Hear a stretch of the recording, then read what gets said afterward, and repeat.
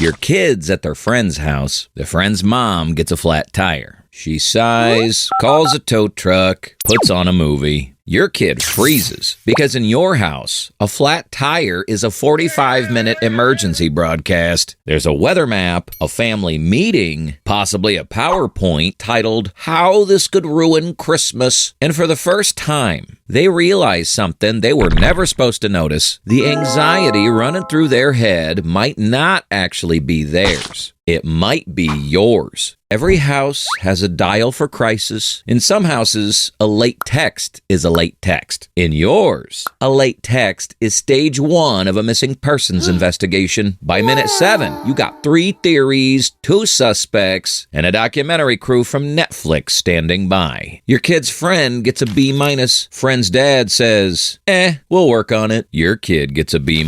Somehow, a B- has become a hostage negotiation. You're already on the phone with the school, 2 tutors, and somehow a college admissions office 6 years ahead of schedule. A weird stomach ache. Most parents hand over some Tums. You've already Googled the symptoms, scheduled a doctor's appointment, and mentally drafted the eulogy. You've gone from stomach ache to memorial slideshow before the kid finished the sentence. Your kid watched you go from "my tummy hurts" to "this could be appendicitis" in under 90 seconds. That's not a thought process. That's Formula One anxiety. You genuinely believe you're being thorough. You grow up learning that the gap between a small problem and a catastrophe is about 15 minutes and not paying attention. Your kid's brain is recording every single response. Here's the weird part. Most anxious kids don't realize they're learning anxiety while it's happening. They think they're learning reality. Researchers looked into this. A children of twins study found anxiety transmission is overwhelmingly environmental. Kids learn anxious responses by watching how parents react to ordinary situations. Every weather forecast that became a survival briefing. Every doctor's appointment that turned into a 3 a.m. medical investigation. Their body took notes on all of it. Kids don't listen to what parents say nearly as much as parents hope. Unfortunately, they watch everything. They didn't choose to be anxious. They were taking dictation. And the strangest part, they won't realize they're carrying it for years.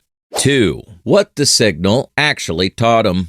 Most kids learn the stove is hot and file it under common sense. Your kid learned that anything, anywhere, at any time could suddenly become the worst version of itself. That's a fundamentally different frequency, and it runs constantly, scanning for threats the way a security guard checks every door before leaving a building. The child absorbs this as just how things are. They start watching faces for shifts, listening for tone changes in conversations, reading rooms before they've even sat down. Your teen doesn't call it anxiety. They call it just being careful. By now, they don't call it anxiety at all. They call it being responsible, being realistic, just knowing how the world works. They overthink a text message for 40 minutes after sending it, then celebrate when the other person replies, "Hey," because now there's only 14 possible meanings instead of 37. They feel guilty sitting still on a Saturday because rest feels like they're forgetting something dangerous. They run worst-case scenarios on things most people would process in one sentence and forget. A 15-year-old shouldn't be lying awake doing the family budget in their head. From the outside, they look mature. Inside, they're carrying a financial anxiety that belonged to someone else's decade. Here's the uncomfortable test. Count how many of these sound familiar. 3 or more, and this stopped being a personality trait a long time ago. They feel a spike of panic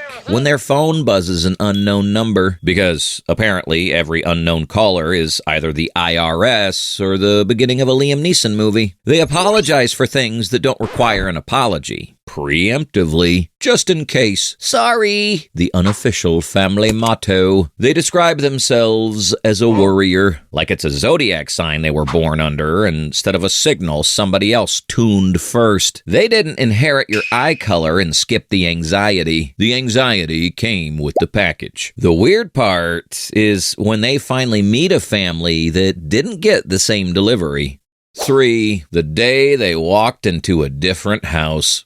This is where the whole thing cracks open for them. They're at a friend's house for dinner. The friend's little brother spills juice everywhere, across the table, onto someone's phone. Full coverage disaster. The friend's mom laughs, wipes it up, says, "Well, that's Wednesday." They don't notice it immediately. They notice it when somebody misses a turn while driving. And nothing happens. Nobody spirals. Nobody predicts 6 future disasters. Nobody announces that civilization has entered its final chapter. Your teen's sitting there waiting for Act 2. The lecture, the disappointment, the atmospheric pressure change. It never comes. They watch this family absorb a small catastrophe like it weighs nothing. And something cold settles. I didn't realize most people didn't spend all day worrying about everything. That realization can arrive in high school, in college, or the first time they stay at a partner's family's house and discover that dinner can just be dinner. No debrief, no damage report, no post-incident review.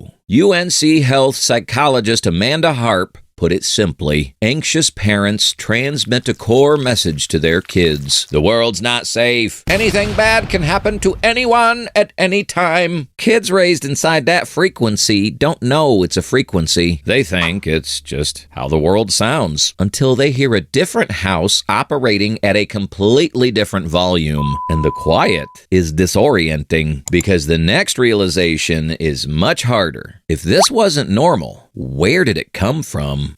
4. Where the frequency started.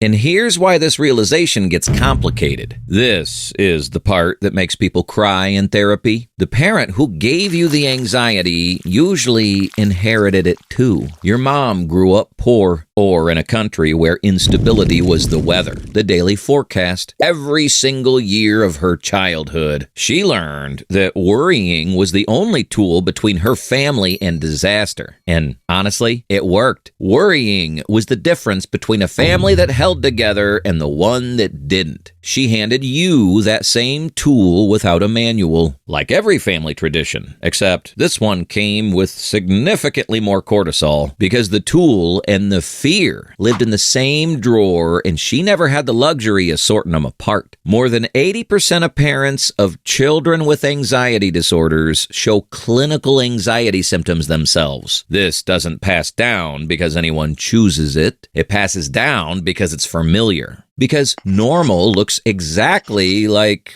whatever house you grew up in until somebody shows you a different one. I know this one personally. My mom used to check the locks 3 times before bed and then ask me if I'd also go check them. Some families said prayers before bed. We conducted security audits. I thought everyone's house ran security protocols before lights out. Turns out, most people just go to sleep. And this is the part most people get wrong. The kids who figure out their anxiety came from a parent who survived something real, who had legitimate reasons to be afraid. They don't hate that parent. They hold something much more complicated, the understanding that the person who made them afraid was also the person who kept them alive. Love and damage in the same hand, from the same person, given with the same intention. That's the hardest thing to hold. And because they hold it quietly, most parents never hear the sentence they're about to hear.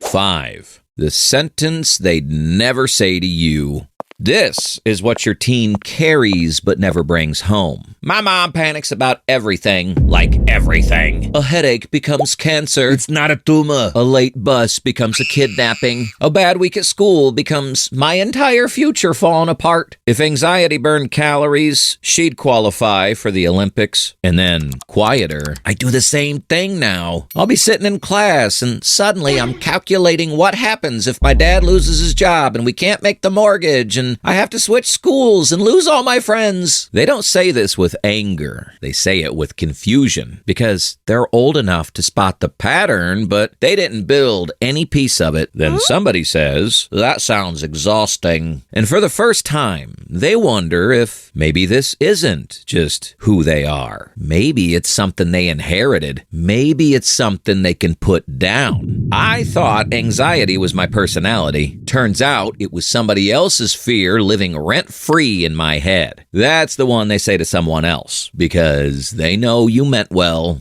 and they're scared naming it out loud would hurt the one person who was just trying to keep them safe. So they carry it silently. They keep scanning rooms. They keep running disaster projections on ordinary Tuesday afternoons. And they say it to someone who has zero power to change anything instead of the person who does. And yet, most of them never stop loving that parent.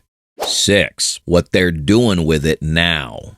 The teen who puts this together doesn't walk away from you. That's what most parents brace for, and it almost never arrives. They understand you were handing them the only survival manual your life had written. Some chapters were essential. Some were drafted in a world that doesn't exist anymore. What they're doing now, sometimes in therapy, sometimes at 2 a.m., is sorting the chapters, keeping the ones that protect them, setting down the ones that made every Tuesday feel like a dress rehearsal for a disaster that never bought tickets. They taught me how to survive. Now I'm trying to learn how to live. That's the most generous thing a kid can say about a parent who accidentally installed this before they were old enough to know what a real threat looked like. If you're a teenager watching this, the hum when things are quiet, that sense that something must be wrong because nothing is yet, that's not your personality. That's inherited, and you're allowed to tune it differently. If your kid seems like they're always bracing for something nobody else in the room can see, this might be where it started. And the repair starts the same way the pattern did, in your house, out loud, without an audience. I think I taught you to be more afraid than you needed to be, and I'm sorry.